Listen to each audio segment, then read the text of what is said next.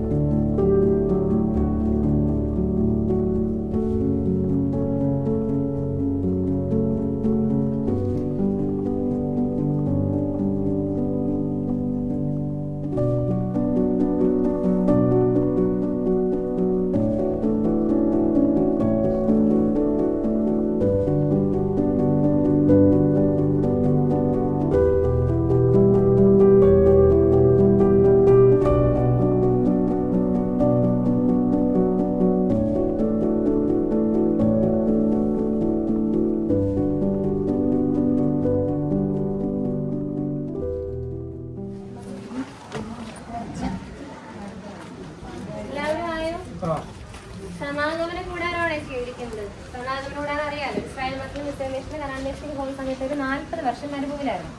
ആ സമയത്ത് ദൈവം അവരെ കൂടെ ഇരുന്ന് വഴി നടത്തിയ ആലയമാണ് സമാഗമന കൂടാരം എന്ന് പറയുന്നത്. പ്രധാനമായിട്ട് 3 ഭാഗങ്ങളുണ്ട്: പ്രാകാരം, വിശുദ്ധസ്ഥലം, അതിവിശുദ്ധസ്ഥലം. നമ്മളിപ്പോൾ ആയിരിക്കുന്നത് പ്രാകാരത്തിലാണ്. പ്രാകാരത്തിന്റെ ശരിക്കുള്ള നീളത്തിൽ നിന്ന് ഒരല്പം കുറച്ചിട്ടുണ്ട്, സ്ഥലപരിമിതി കാരണമാണ് കുറച്ചിരിക്കുന്നത്. ബാക്കി എല്ലാ അളവും ബൈബിളിൽ പറഞ്ഞിരിക്കുന്ന സെയിം അളവിലാണ് നമ്മൾ ചെയ്തിരിക്കുന്നത്. അതുപോലെ പ്രാകാരത്തിൽ 60 തൂണുകളുണ്ട്. ഇവിടെ നമ്മൾ 60 തൂണുകൾ കാണിച്ചിട്ടുണ്ട്. തൂണുകളെ കൈകൾ കൊണ്ട് വലിച്ചിട്ട് ഉറപ്പിച്ചിരിക്കുന്നതാണ് കാണിച്ചിരിക്കുന്നത്, കൂടാരം അടിച്ചിരിക്കുന്നതാണ് കാണിച്ചിരിക്കുന്നത്. പ്രാകാരത്തിൽ കാണുന്ന പ്രധാനപ്പെട്ട 2 വസ്തുക്കളാണ് കാണിച്ചിരിക്കുന്നത്: ഹോമയാഗപീഠവും താമ്രത്തൊട്ടി. അവിടെ വെച്ചിട്ട് യാഗം നടക്കുന്നു. യാഗം കഴിഞ്ഞിട്ട് പുരോഹിതന് കൈയും കാലും കഴുകി ശുദ്ധീകരിച്ചകത്തേക്ക് പ്രവേശിക്കാനുള്ള വെള്ളം സൂക്ഷിക്കുന്ന പാത്രമാണ് കാണിച്ചിരിക്കുന്നത്, താമ്രത്തൊട്ടി. ഇത് തിരുനിവാസമാണ് ചെയ്തിരിക്കുന്നത്. ഇതിനുള്ളിലായിട്ടാണ് വിശുദ്ധസ്ഥലവും പരിശുദ്ധസ്ഥലവും ഉൾക്കൊള്ളുന്നത്. ഇതിന്റെ ശരിക്കുള്ള പുറം ഭാഗം, പുറംമുടി ടെന്റ് അവർ ചെയ്തിരുന്നത് ആടിന്റെ തോല് കൊണ്ടും കാശുതോലും കൊണ്ടുമായിരുന്നു. നമ്മളത് ടാർപോളിൻ കൊണ്ട് കാണിച്ചിരിക്കുന്നതാണ്. ടെന്റ് കൂടാരം കാണിച്ചിരിക്കുന്നതാണ്. എല്ലാവരും ചെരിപ്പഴിക്കണേ അകത്തോട്ട് കയറാനായിട്ട്.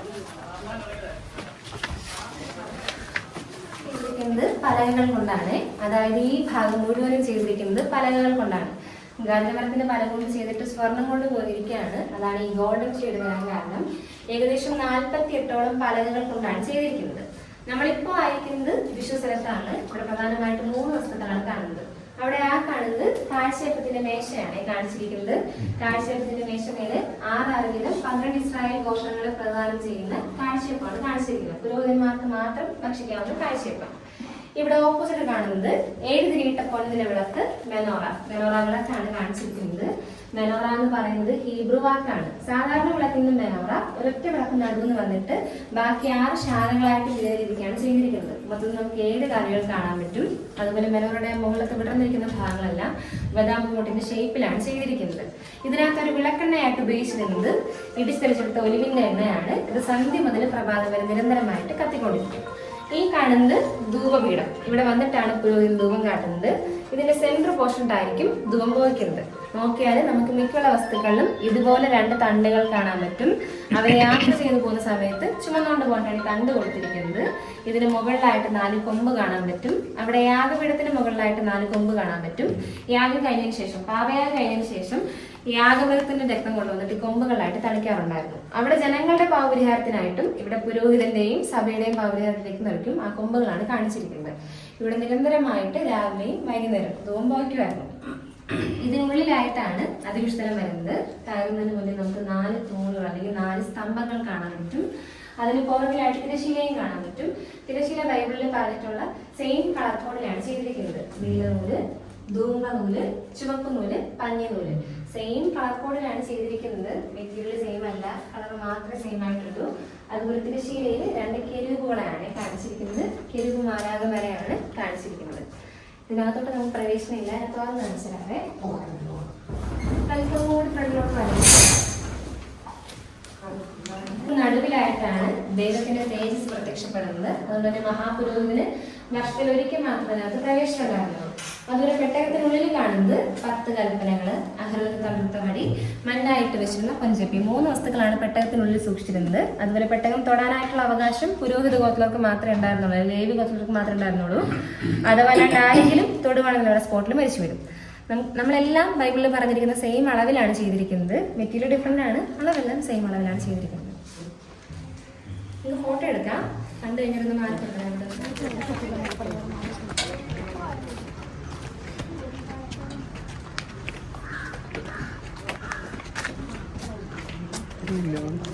കാണാൻ പറ്റും. താഴെയും കുറച്ച് മനുഷ്യരെ കാണാൻ പറ്റും. അങ്ങനത്തെ കാണുന്നത് യോഹന്നാനാണ്, ശിഷ്യനായിട്ടുള്ള യോഹന്നാനാണ്. ബാക്കി 3 പേര് സ്ത്രീകളാണ്, 3 മറിയമാരാണ്. കർത്താവിന്റെ പാദപീഠത്തിൽ കാണുന്ന മഗ്ദലക്കാരത്തി മറിയ, രണ്ടാമത് യേശു കർത്താവിന്റെ അമ്മ മറിയ, ഇങ്ങനത്തെ ക്ലയോപാവിന്റെ ഭാര്യ മറിയ, 3 മറിയമാരെയാണ്.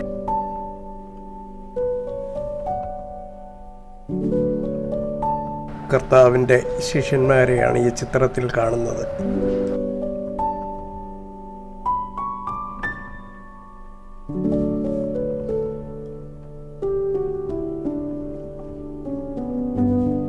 കർത്താവിൻ്റെ സ്വർഗാരോഹണമാണ് ഇവിടെ ആവിഷ്കരിച്ചിരിക്കുന്നത്.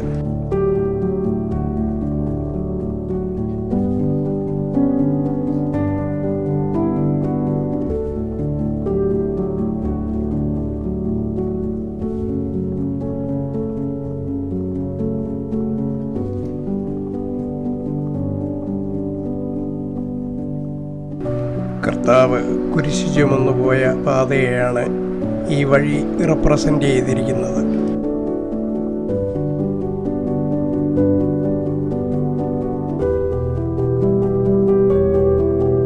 നമ്മുടെ ബൈബിൾ മ്യൂസിയം വിസിറ്റ് ഇവിടെ അവസാനിക്കുകയാണ്. തിരുവനന്തപുരം കാരുണ്യ വിശ്രാന്തി ഭവൻ ചാപ്പലിലെത്തി അവിടെ പ്രാർത്ഥന കഴിഞ്ഞ ശേഷം നേരെ നമ്മൾ ഉച്ചഭക്ഷണത്തിനാണ് പോയത്.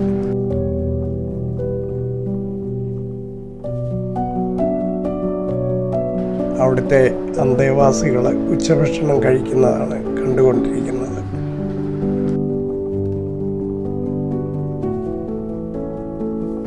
നമ്മുടെ മുൻ വികാരിയായിരുന്ന തോമസ് റമ്പാച്ചനാണ് ഇതിൻ്റെ പ്രധാന ചുമതലക്കാരൻ. നമ്മുടെ ഇപ്പോഴത്തെ വികാരിയായ ശാമുവലച്ചൻ ഇവിടെ 10 വർഷം സേവനം അനുഷ്ഠിച്ച ആളാണ്.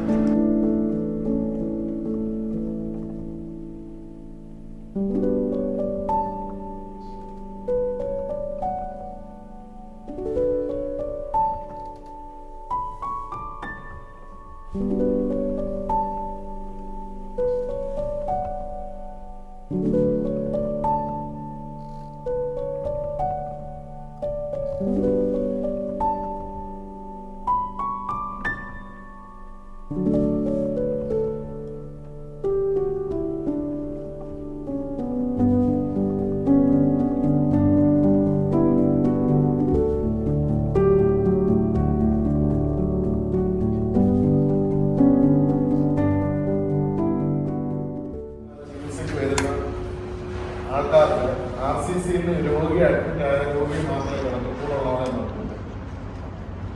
വരുന്ന തന്നെ കുറച്ച് പേരെ മാത്രമേ അഡ്മിറ്റ് ചെയ്യുന്നുള്ളൂ. ബാക്കിയുള്ളവർ ഇന്നൊന്ന് ഇഞ്ചക്ഷൻ എടുത്തിട്ട് പോയിട്ട് നാളെ വരാം. അപ്പോൾ അവരെവിടെ പോയി താമസിക്കുന്നുള്ള അവർക്ക് വിഷയമല്ല, നാളെ ഈ സമയത്ത് വരാൻ. അങ്ങനെ പുറത്തും പോയി താമസിക്കാൻ നിവൃത്തിയില്ലാത്തത് ഇന്നത്തെ അല്ല, 1955 ഇത്രയും ബുദ്ധിമുട്ടുള്ളവരെല്ലാം ആ ഫുട്പാത്തിൽ റോഡ് സൈഡിലും മരിച്ചൊക്കെ. കാരണം ഇന്ന് നമ്മൾ ഡോക്ടറെ കണ്ട് നാളെ വരാൻ പറഞ്ഞ് അവർക്ക് പോകാൻ വേണ്ട സ്ഥലമില്ല. അങ്ങനെയുള്ള സമയത്താണ് നമ്മുടെ തുടക്കം കൊടുത്ത സ്ഥാപനമാണ് കാര്യം.